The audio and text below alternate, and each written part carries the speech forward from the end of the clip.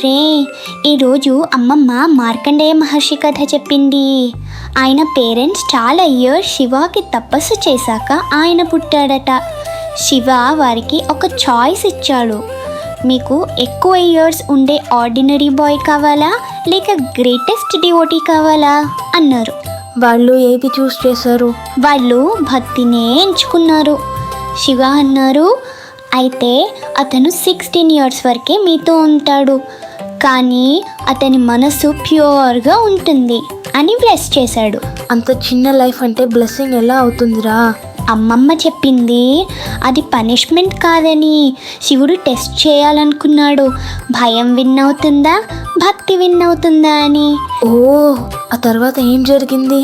16th birthday రోజు మార్కండేయ టెంపుల్లో శివలింగంని హక్ చేసుకుని ఓం నమ శివాయ ఓం నమ శివాయ అని చాంట్ చేశాడు.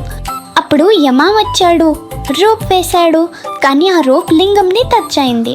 అయ్యో, ఆ తర్వాత? లింగం నుంచి బ్రైట్ లైట్ వచ్చి శివుడు యముణ్ణి ఆపాడట. వావ్, శివ మార్కండేయాన్ని సేవ్ చేశాడా? అవునరా, అతని భక్తి చూసి శివుడు చాలా హ్యాపీ అయ్యాడు. అతనికి ఎటర్నల్ లైఫ్ ఇచ్చాడు, ఎప్పటికీ 16 ఇయర్స్ బాయ్ లాగానే ఉండిపోయేలాగా. పిల్లలు, మనం ఎన్ని రోజులు ఈ ఎర్త్ మీద ఉన్నామనేది కాదురా, దానిని సత్యంతో నింపితే అది అనంతమవుతుంది. మార్కండేయ భయం కాక భక్తి చూస్ చేసుకున్నాడు, అందుకే డెత్ కూడా ఆగిపోయింది. ఓం నమ శివాయ ఓం నమ శివాయ.